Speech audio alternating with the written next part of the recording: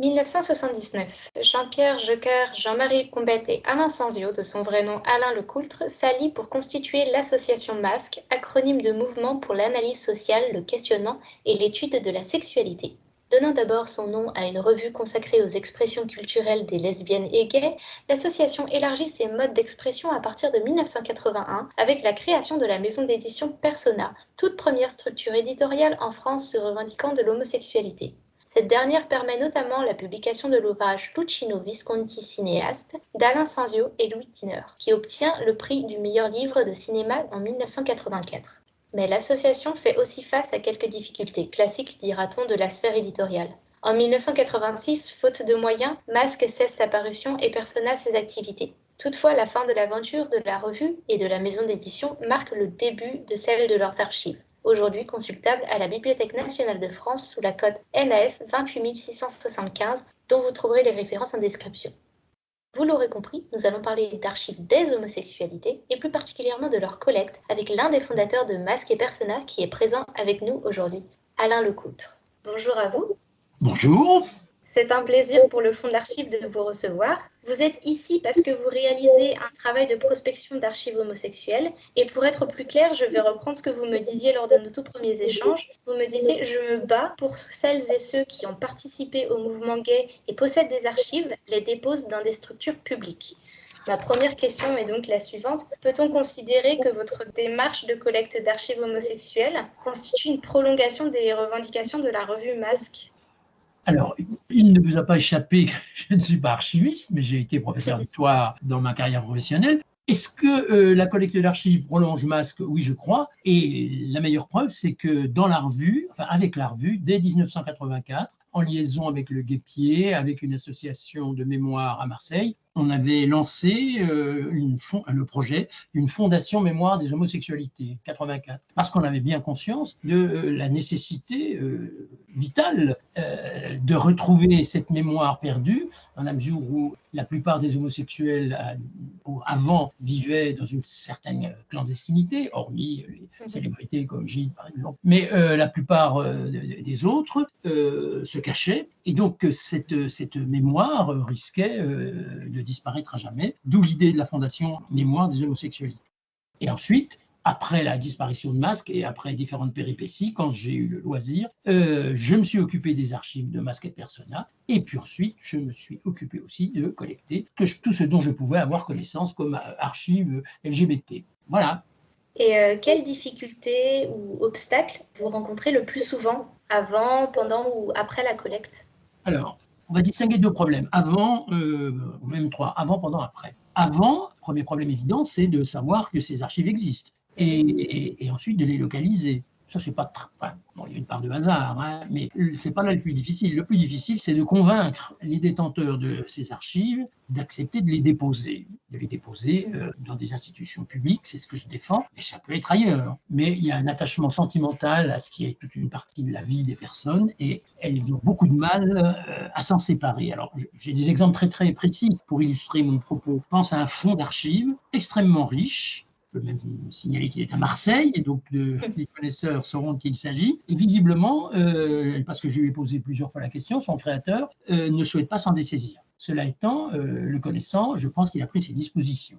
Bon. En revanche, autre exemple, le Conservatoire des archives et mémoires LGBT à Vitry, là encore, un fonds extrêmement riche, un pavillon de banlieue entier, rempli d'archives du sol au plafond, au point qu'on a beaucoup de mal à circuler à l'intérieur. Je le sais puisque, avec Catherine Méraud des Archives nationales, nous sommes allés rencontrer cette personne qui nous a fait visiter donc, son pavillon et qui, lui, alors a une condition pour donner ses archives, c'est qu'il veut bien les donner, mais à un centre de documentation LGBT à Paris, financé sur les fonds publics. Alors, évidemment, ça fait 20 ans que ça dure et pour l'instant, on en est toujours là.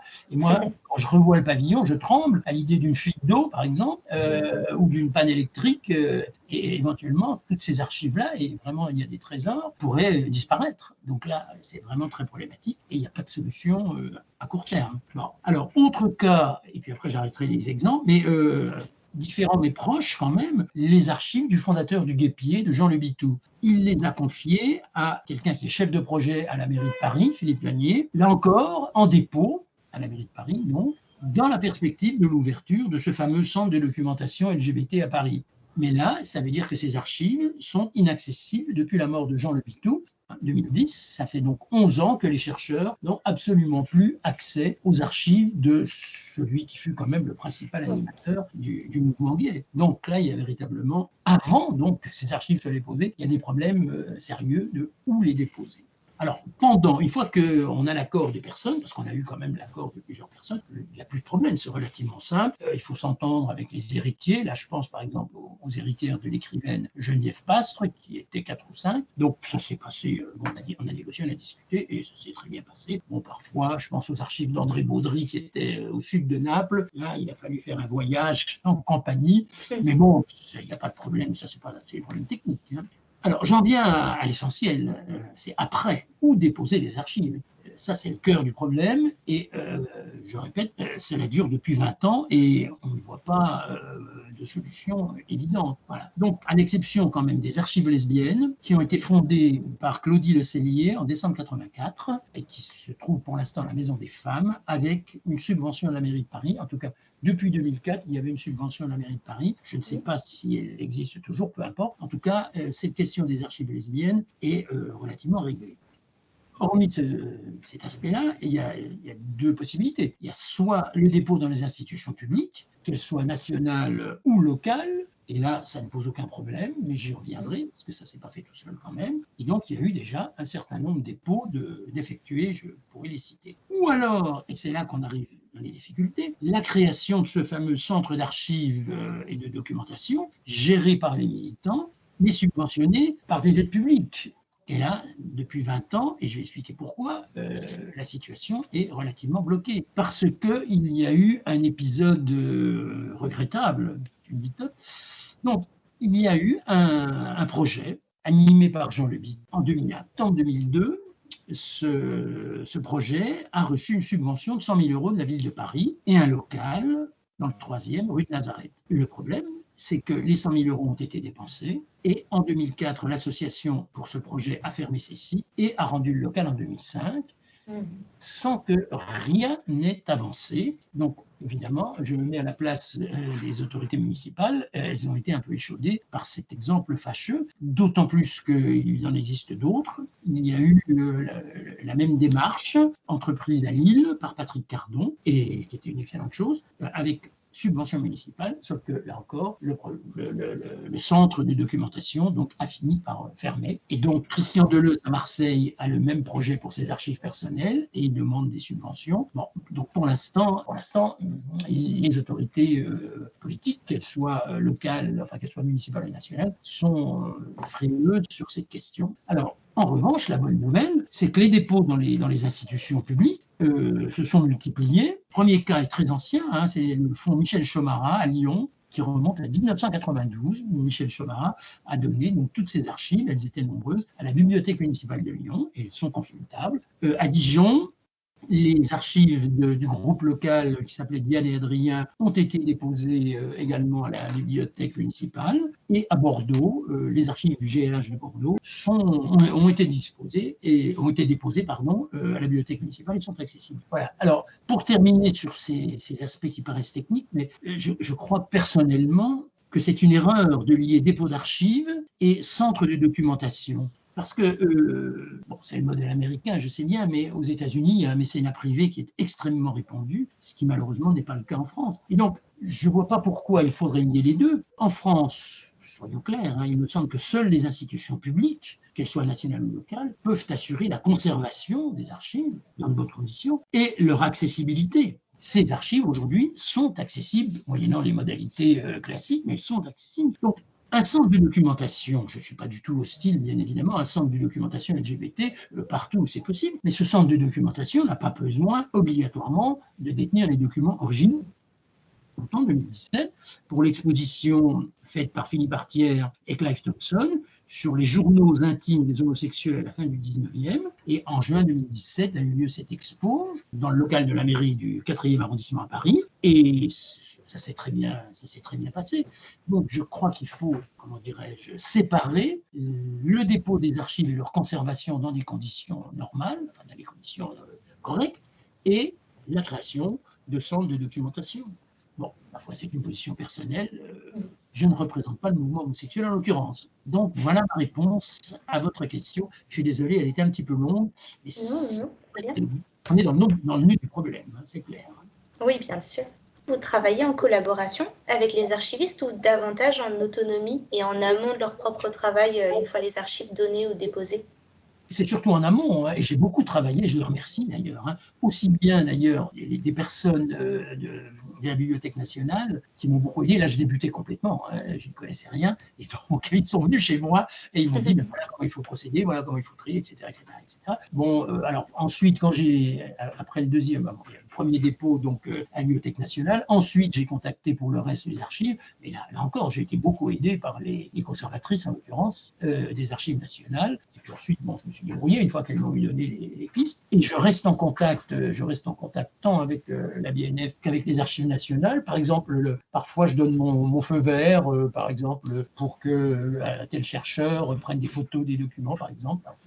La BNF me demande mon accord, bon, je le donne évidemment. Hein. Et pour les archives nationales, je leur ai donné ensuite, j'ai découvert d'autres archives qui ont rejoint mon fonds, enfin mon fonds, c'est pas le mien, hein, le fonds Masque Persona. Donc je continue effectivement à travailler et on reste en contact par mail régulièrement et j'en suis très heureux.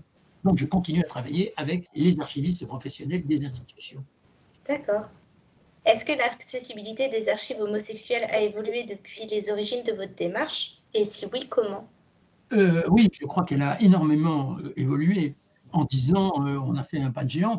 La raison, elle est très simple, hein, c'est qu'il y a 10 ans, attendez, oui, il y a 10 ans, je ne dis pas de bêtises, les institutions n'acceptaient pas les archives LGBT. Voilà, je ne parle pas évidemment de célébrités, bien sûr, mais pour les organisations, par exemple pour les groupes militants, pour les GLH, il n'était pas question. Les archives nationales, leur vocation, c'est de recueillir les archives publiques, les archives des ministères, les archives des organismes publics, mais pas des groupes militants ou des personnalités. Alors, comment ça s'est passé? Eh bien, c'est très simple. J'ai écrit aux archives nationales, sur les conseils de la BNF d'ailleurs, entre parenthèses. Hein. Donc j'ai écrit, et en septembre 2013, très exactement, 15 jours après, j'avais la réponse, et on m'invitait à une réunion qui a eu lieu, donc sous la direction d'Agnès Magnien, qui à l'époque était directrice des archives nationales, au siège, donc, rue des Francs-Bourgeois, et une discussion où il y avait, enfin je vous fais grâce à toutes les personnes qui étaient présentes, enfin c'est Agnès Magnien qui présidait, et qui a pris la décision,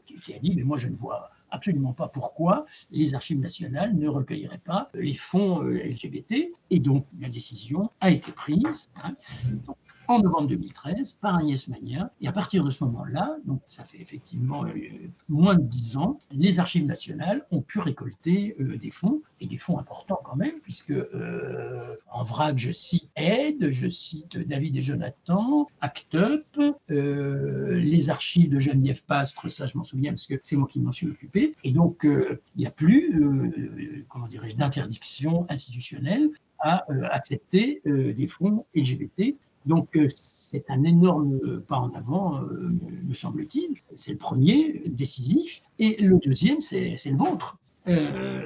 Lorsque l'université d'Angers, donc sous l'impulsion de Bénédicte Graille, a décidé de recenser ces archives LGBT. Alors, il y avait eu une tentative auparavant, de fait par Régis Revenin, dans les années 2010, et puis Régis Revenin, il est maître de conf à Paris Descartes, et il a eu d'autres priorités professionnelles et familiales d'ailleurs, et donc il a abandonné sa recherche, et depuis il y avait des fonds, mais personne ne le savait, en gros, enfin, ici le savait, et donc je me mets à la place des professeurs d'université, lorsque il ou elle voulait suggérer tel ou tel thème d'études à leurs étudiants, ils n'avaient aucune idée de ce qui était accessible à leurs étudiants. Donc, c'est sûr que ça bloquait totalement la recherche universitaire. Donc, grâce à ce recensement des dépôts d'archives LGBT, qui a été commencé donc, par ce groupe d'étudiants en mai 2021, la situation a radicalement évolué. Et là, je suis très optimiste, et j'en suis très heureux d'ailleurs. Je pense qu'on va voir les mémoires, et pourquoi pas les thèses, se multiplier sur les sujets LGBT. Vous voyez, c'est quand même incroyable que sur toute une série de points essentiels, il n'y a eu aucun travail universitaire de mené. Alors sur le guépier, on est coincé puisque là, les archives de Jean Le Bitou sont inaccessibles. Mais sur d'autres aspects du mouvement gay, il y a X sujets de mémoire ou même de thèse qui sont possibles et qui seront facilités par ce recensement donc, des archives qui a été établi, entre autres, par vous et vos amis. Donc, je ne saurais que dire merci. Eh bien, de rien. Vous parliez du coup de Pas en avant et de ce projet du coup que nous avons mené, mais quelles pratiques sont encore à améliorer aujourd'hui? Alors je parle côté archiviste, mais aussi côté militant, pour optimiser cette collecte, cette communication, mais aussi la valorisation des archives homosexuelles. Ouais. Alors, la priorité pour moi, c'est de contacter les acteurs et les actrices du mouvement gay qui sont encore vivants, parce que malheureusement le sida a fait des ravages, comme vous le savez. Donc, il faut les retrouver. Ça ne doit pas être si compliqué que ça aujourd'hui, mais bon, il faut le faire, ils sont vivants, bien évidemment. Et soyons clairs, hein, tous ces gens-là, aujourd'hui, ils ont plus de 70 ans. Hein, donc, on a 10 ans devant nous. Guère plus, hein, donc pour les retrouver et ensuite les convaincre de bien vouloir déposer leurs archives. Voilà, donc ça je crois que c'est la priorité. Alors, il y a eu un colloque international LGBT à Lausanne en octobre 2019. Bon, j'ai lancé cet appel. Je ne crois pas qu'il y a eu beaucoup de résultats. Bon, ce colloque n'a pas forcément. Il y a eu ensuite la pandémie en 2020-2021. Donc, mais je crois que la priorité, elle est là, elle est de localiser les personnes qui ont encore des archives et de les convaincre de les donner. Donc là, les groupes gays, ils ont l'occasion d'agir. Et je vois qu'il y a une pétition qui vient d'être lancée en juin pour la création d'un centre d'archives en Ile-de-France financé par la mairie. Bon, tout ça, c'est très bien, mais une pétition de plus, ça devrait faire au moins la 10e. Mais les groupes gays, leurs membres, ils peuvent, comment dirais-je, prendre leur téléphone et puis faire des recherches, ou leur Internet plutôt, et faire des recherches pour localiser des gens qui sont encore en vie et qui sont susceptibles de léguer les documents qu'ils peuvent posséder. Ça, c'est, me semble-t-il, c'est ça la priorité. Je ne sais pas ce que vous en pensez, mais vous avez votre mot à dire. Vous êtes dans le mouvement. Donc, là, du côté du mouvement gay, je crois qu'il faut vraiment qu'il y ait une prise de conscience et que ce soit un des axes prioritaires. Ça me semble possible.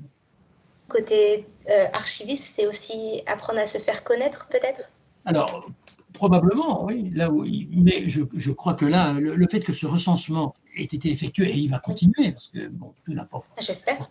foncé, bien sûr, nous aussi, j'espère. Donc ça, c'est un pas formidable en avant.